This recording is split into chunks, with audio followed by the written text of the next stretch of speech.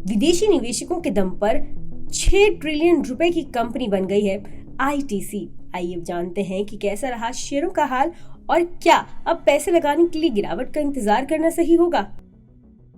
देश की सबसे बड़ी सिगरेट कंपनी और होटल चलाने वाली देश की दूसरी सबसे बड़ी एफएमसीजी कंपनी आईटीसी की रफ्तार बनी हुई है। इसके शेयरों ने 20 जुलाई को न सिर्फ ऊंचाइयों को छुआ बल्कि ये 6 ट्रिलियन रुपए यानी 6 लाख करोड़ रुपए की मार्केट कैप वाली कंपनी भी बन गई। इंट्राडे में इसके शेयर 3% उछलकर 493.50 रुपए के भाव पर पहुंच गया, जो इसका रिकॉर्ड हाई है।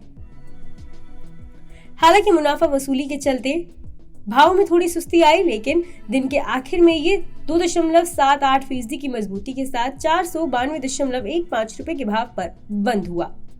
इसका फुल मार्केट कैप 6,12,788.03 करोड़ रुपए है। मार्केट कैप के हिसाब से देश की 7वीं सबसे बड़ी कंपनी है। आईटीसी के शेयरों को एफआईआई का दमदार सपोर्ट मिल रहा है।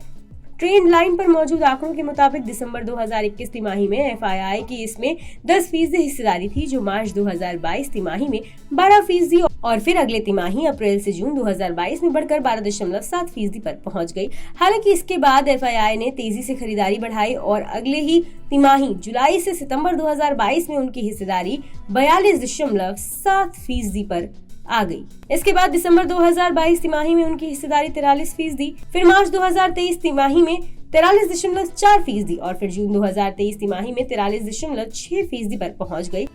इस तरह विदेशी निवेशकों की खरीदारी के दम पर आईटीसी के शेयर तेजी से उछल रहे हैं।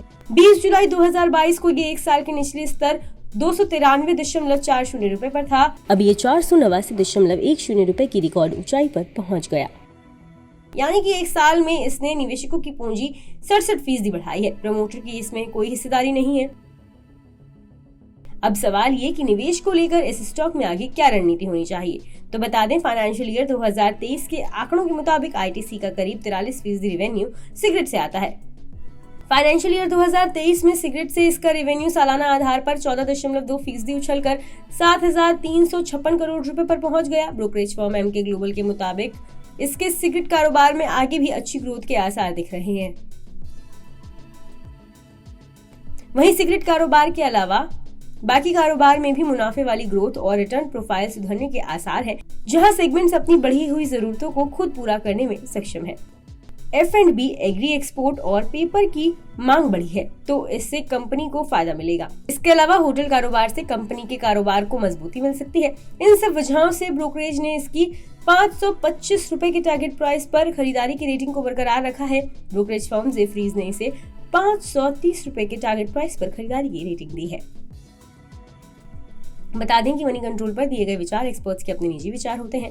वेबसाइट या मैनेजमेंट इसके लिए उत्तरदायी नहीं है। यूजर्स को मनी कंट्रोल की सलाह है कि कोई भी निवेश निर्णय लेने से पहले सर्टिफाइड एक्सपर्ट की सलाह लें।